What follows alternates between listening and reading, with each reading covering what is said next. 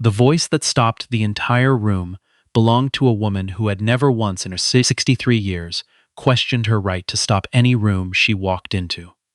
"Excuse me." Victoria Harmon's tone was not a question. It was the kind of sound that had been sharpened over decades of charity boards and country club lunches and knowing exactly which table to sit at and which people to look through.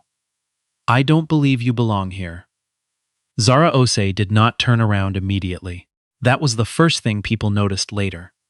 When they replayed the evening in their heads, the way people do when something goes wrong at a party and nobody quite knows what to say about it. She didn't spin around. She didn't flinch. She finished her sentence to the man she'd been speaking to. Something quiet, something that made him nod slowly, and then she turned. She was wearing a deep navy dress, nothing elaborate. Small diamond studs, her hair natural and close-cropped. She looked, to the untrained eye, like someone who might be a +1. Someone's nice cousin, a mid-level executive who'd won a raffle. Victoria Harmon had a very trained eye. Or so she believed. "I'm sorry," Zara said. "This is a private event," Victoria said. Her voice had dropped just slightly, just enough to give her the performance of discretion, while still making sure the 6 or 7 people nearest to them could hear clearly. "Invitation only, and I don't recognize you." The Grand Meridian ballroom was full that evening. The Alderton Foundation's annual gala, black tie, $1,000 a plate, the kind of event where the centerpieces cost more than most people's car payments, and nobody talked about money directly because everybody was already swimming in it. Crystal chandeliers, string quartet in the east corner, the soft, practiced laughter of people who had learned to make wealth look effortless. Zara had been invited 4 months ago. The foundation's executive director had called personally. "I have an invitation," Zara said. "I'd like to see it." There was a pause, not because Zara was flustered, because she was deciding something. "You would," she said. "Just that." Victoria's chin lifted. She was a tall woman, patrician in the way that old money tends to produce, fine-boned and accustomed to deference. Her husband, Franklin Harmon, stood 2 feet behind her in the way husbands learn to stand when their wives are handling something. He had a drink in his hand and the practiced expression of a man who had learned to be slightly invisible during these moments. The Harmon Group had been a fixture in American commercial real estate for 51 years. Franklin had inherited it from his father at 42, expanded it cautiously, maintained it well. The family's name was on 3 hospital wings and a library at a university in Connecticut. They gave well and they gave publicly, and they expected certain things in return. Among them, the quiet certainty that certain rooms would remain certain ways. Tonight mattered more than most nights. The Alderton Foundation was finalizing its partnership selection for a $1.4 billion urban redevelopment initiative. 3 years of lobbying, 3 years of positioning, and the Harmon Group was the leading candidate. Franklin had shaken the right hands, had sat on the right preliminary committees, had made sure his name appeared in the right places. The announcement was expected at 11 o'clock. It was 9:47. "I'm going to need you to come with me," Victoria said, and she reached out and took Zara by the arm. Not a guide, not a light touch, a grip. The string quartet kept playing. Nobody moved. Zara looked down at the hand on her arm.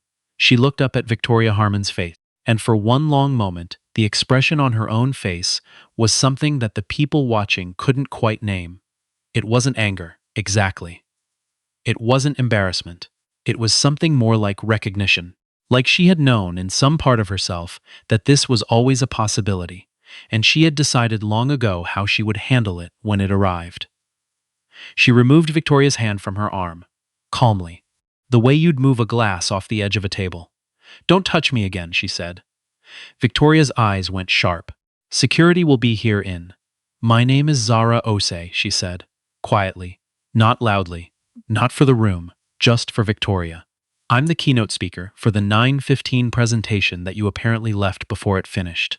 And I'm the CEO of Pinnacle Bridge Technologies, which this foundation has listed as its primary strategic partner for the initiative you're standing in this room, hoping your husband's company will participate in." She let that sit. Victoria Harmon did not move. "I need some air," Zara said, and she walked out. She walked past the string quartet, past the table with the orchid centerpieces, past the bar where two men in tuxedos watched her go, with the careful non-expression of people who had witnessed something they weren't sure how to categorize. She walked through the side door that led to the covered terrace, and the door swung shut behind her, and the music kept playing inside. The terrace overlooked a garden. Late September in the city, and the air was cool enough that she could feel it against the back of her neck. She stood at the railing and looked at the garden lights, reflecting off the small ornamental pond below, and she took 2 slow breaths. And then she took her phone out of her clutch. She dialed. "Dominic," she said when he picked up. "Pull us." A pause on the other end. Dominic Reeves had been her chief of staff for 7 years. He was not a man given to unnecessary questions. "Full withdrawal?" "Full withdrawal. Tonight. Call Marcus and tell him to have the documentation ready. I want our name off the Alderton partnership by morning." "Done," he said. She hung up. She stood at the railing for another few minutes. The garden lights shimmered.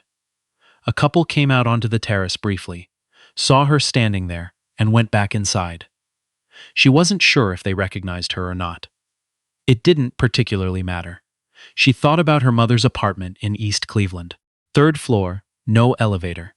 The radiator that clanged every winter like it was arguing with itself. The kitchen table where her mother used to sort coupons on Sunday mornings, stacking them carefully, rubber banding them by category. Paper towels, cereal, the occasional small luxury, a bottle of lotion, a paperback novel. Zara had been 12 when she'd started keeping a notebook of business ideas. Not because anyone had told her to, because she had looked at every transaction in her mother's life, every careful calculation, every deliberate choice, and understood, in the way children sometimes understand things before they have language for them, that there was a system, and that the system could be understood, and that understanding it was the only way out. She had been 31 when she launched Pinnacle Bridge, 38 when it cleared its first billion in revenue, 44 when Forbes put her on the cover.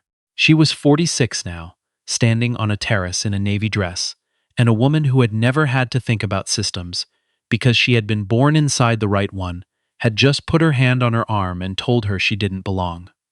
Zara put her phone back in her clutch. She went back inside.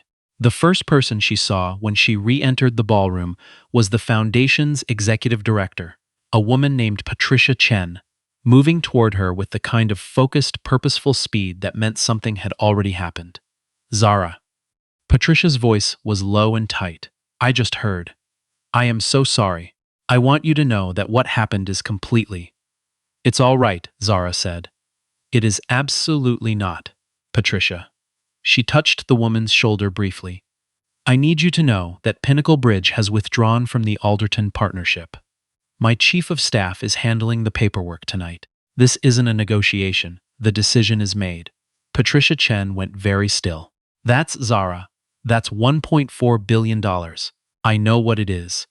If it's about what happened with Victoria Harmon, I can assure you that she has no official standing with this foundation. She's only here because her husband—" "It's not only about tonight," Zara said. And she meant that. "It's about a pattern of whose voices get centered in rooms like this one, and whose presence gets questioned. I've been thinking about it for a while. Tonight just made the decision easier." She smiled, a real smile, not a performance. "I enjoyed the dinner. Your chef does remarkable things with sea bass." Patricia Chen watched her walk away with the expression of someone who had just seen an entire bridge wash out downstream, and was still trying to calculate what it meant for everything on the other side. Franklin Harmon heard about it at 10:15. He was standing with 2 other men near the bar when his phone buzzed. He looked at the text. "Read it twice." He excused himself with the automatic courtesy of a man who had spent 50 years being courteous in public, and walked directly to the corner of the room where his wife was talking to someone in a silver dress. "Vic," he said. She turned. His face told her. The conversation they had in the corner of the ballroom, in voices carefully modulated so that none of the 600 people around them could hear, lasted approximately 4 minutes. Victoria's expression moved through several phases that she would have found mortifying if she'd known anyone was watching. She was not aware that she was being watched because she had never had occasion to learn that she was always being watched in rooms like this one, the same way she watched others. She was nobody, Victoria said at one point. She was the keynote speaker, Franklin said. She didn't look. It doesn't matter what she looked like, Victoria. Silence. The announcement is in 45 minutes, Franklin said. His voice had gone flat, the voice of a man doing arithmetic and not liking the sum. The partnership's gone. They'll have to choose someone else. Can you call someone? He looked at her. Who would I call? Another silence. You could explain that it was a misunderstanding, she said, that you didn't know she was going to. The Harmon Group has nothing to offer Alderton that Pinnacle Bridge does, he said. We were the alternative. We were the backup option dressed up as the primary. And now the primary just walked out, and the only reason it walked out is because my wife put her hands on the keynote speaker in front of half the city's donor class. Victoria pressed her lips together. I'm going to go find her, she said. No. His voice was quiet, definitive. The voice of a man who understood too late which battles to fight and which ones were already over. You've done enough. At 10:58, 2 minutes before the announcement, the Foundation's board chair took the microphone and made a brief, pleasant statement. He thanked everyone for attending. He was pleased to share that the Alderton Foundation had formally selected Pinnacle Bridge Technologies as its strategic partner for the Urban Redevelopment Initiative. He looked forward to a landmark collaboration. There was applause. The Harmon table applauded too, because not applauding would have required an explanation, and there are some moments in a certain kind of life when you clap at the thing that just cost you everything, because it's the only dignified option remaining. Zara heard the announcement from the lobby, where she was getting her coat. She didn't go back in. Her driver was waiting outside, a dark sedan idling at the base of the steps. She came down the front stairs of the Grand Meridian at 11:03, and the night air hit her again, cooler now, with the faint bite of autumn going serious, and she stopped for a moment at the bottom of the steps. There is a specific kind of tiredness that comes not from physical effort, but from the sustained work of being in rooms where your right to occupy space is treated as a question that others get to answer. Zara had felt it before. She had felt it at 29, when she'd gone to pitch her second round of funding, and the first VC she met with had asked, in a friendly tone, whether she'd considered finding a technical co-founder, meaning someone who might reassure him that she knew what she was doing. She had felt it at 35, when a journalist had written a profile that described her as unlikely 4 times in a 1,000-word piece. She felt it tonight. But underneath the tiredness there was something else. Something she had built, carefully, over years, the way her mother had built the careful stacks of Sunday coupons, with attention, with patience, with the understanding that small things done consistently became large things eventually. She had been the keynote speaker. She had been invited 4 months ago, personally, because her company was the thing this foundation had been working toward. The evening was supposed to end with an announcement that it already had. All of that was still true. A woman with 63 years of cultivated certainty had grabbed her arm and told her she didn't belong, and the only thing that had changed as a result was the specific shape of the future she was building. Slightly less Alderton, slightly more of something else. That was all. That was the entirety of what had been taken. She got in the car. Home? Her driver asked. Yes, she said, and then, can we go through the park first? The long way. Of course. The car pulled away from the Grand Meridian. Through the windows, the city moved past. The lit windows of offices where people were still working, the blur of storefronts, the particular amber of streetlights on wet pavement. Zara watched it go and thought about Dominic, who had already sent her a text. Done. Documentation filed. Clean. She thought about what she would tell her team in the morning. Not the full story. They would find out soon enough. The way these things always came out, in pieces, through channels that pretended to be discreet. But what she would choose to say, which was different, she would tell them, "We found a better use of those resources," which was true. It was also not the whole truth, but the whole truth was hers to keep. The news broke the next morning at 7:42. It was a business column item first, the kind of thing that circulates among financial reporters and philanthropic sector insiders before it makes it to the general public.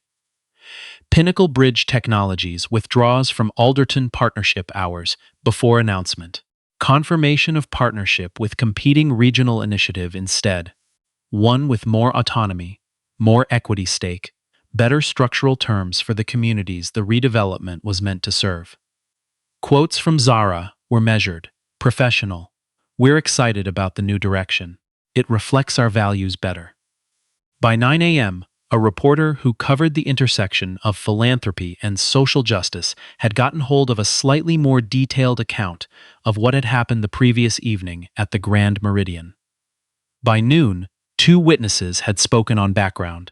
By 2 p.m., the phrase "the hidden cost of contempt" had appeared in a Twitter post that had been shared 14,000 times, and Victoria Harmon's name was in a context she had never anticipated and would not recover from easily.